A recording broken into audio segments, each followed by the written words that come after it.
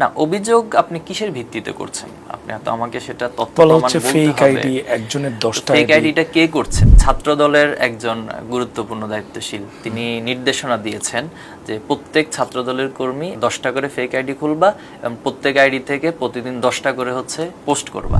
ছোটখাটো কোনো বিষয় নিয়ে যখন আমি মন্তব্য করে ফেলবো, ছোটখাটো কোনো বিষয়ের সাথে যখন আমি এঙ্গেজড হয়ে যাব, তাহলে তো আমার পলিটিক্যাল যে একটা ভারতের জায়গা সেটা তো নষ্ট হয়ে যায়। সবাইকে তার পজিশনটা চিন্তা করে ঠিক পজিশনের আলোকে কথা বলা, মন্তব্য করা এবং সে আলোকেই হচ্ছে চিন্তা করা উচিত।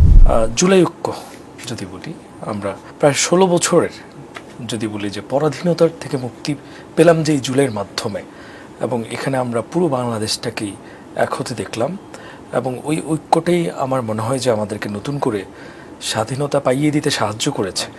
ঠিক ঐক্যটা কি আগের জায়গায় আছে নাকি ফাটল ধরেছে বলে মনে করেন? আমি পার্সোনালি মনে করি যেহেতু সবার আলাদা দল, আলাদা মত, আলাদা আদর্শের ভিন্নতা থাকবে এবং একটি গণতান্ত্রিক প্রক্রিয়া, এটি সৌন্দর্য বটে।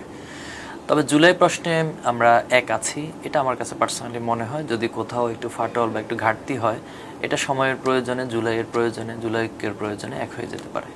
আমি একই প্রশ্ন ছাত্রদল সভাপতি রাকিব ভাইকে করেছিলাম। উনি ফাটল ধরেছে এটা পুরোপুরি স্বীকার করেছেন, এবং এই ফাটলের মানে অনেকটা দায় আপনাদেরকে দিয়েছেন, কারণ আপনারা অনলাইনে আপনাদের কর্মী সমর্থকরা গুজব এবং প্রপাগান্ডা ছড়িয়ে তাদেরকে একরকম ডিমোরালাইজ বলি আর তাদেরকে ছোট করার এই কাজটা আপনারা করছেন। সে এই বিষয়ে কী বলবেন? না, এটি তো অভিযোগ, একটা ভিত্তিহীন অভিযোগ, আসলে কখনো সঠিক বলে মনে করি না আমি এটা। আর আমাদের কোনো জনশক্তি এটা করছেন, এটা আমাদের কাছে প্রতীয়মান না। এখন কোনো অতি উৎসাহে যদি করে থাকে, তো রাজনৈতিক যারা দায়িত্বশীল, যারা দায়িত্বপূর্ণ পদে আছেন, তাদেরকে তো একটু ভারত্বপূর্ণ হইতে হয়। ছোটোখাটো কোনো বিষয় নিয়ে যখন আমি মন্তব্য করে ফেলবো, ছোটোখাটো কোনো বিষয়ের সাথে যখন আমি এঙ্গেজড হয়ে যাব, তাহলে তো আমার পলিটিক্যাল যে একটা ভারতের জায়গা সেটা তো নষ্ট হয়ে যায়।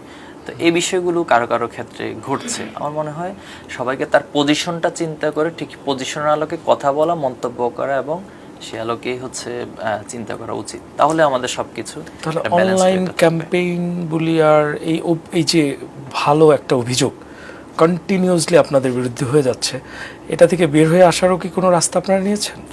না, অভিযোগ আপনি কিসের ভিত্তিতে করছেন? আপনি তো আমাকে সেটা তথ্য বলা প্রমাণ হচ্ছে বলতে ফেক হবে। আইডি, একজনের 10টা ফেক আইডি। আইডিটা কে করছে? আমরা রিসেন্টলি দেখেছি যে এখন যদি আপনি এই প্রসঙ্গেই যান, একটা ডিবেটমূলক, তো ছাত্র দলের একজন গুরুত্বপূর্ণ দায়িত্বশীল তিনি নির্দেশনা দিয়েছেন যে প্রত্যেক ছাত্র দলের কর্মী 10টা করে ফেক আইডি খুলবা এবং প্রত্যেক আইডি থেকে প্রতিদিন 10টা করে হচ্ছে আমাদের বিরুদ্ধে মানে পোস্ট করবা।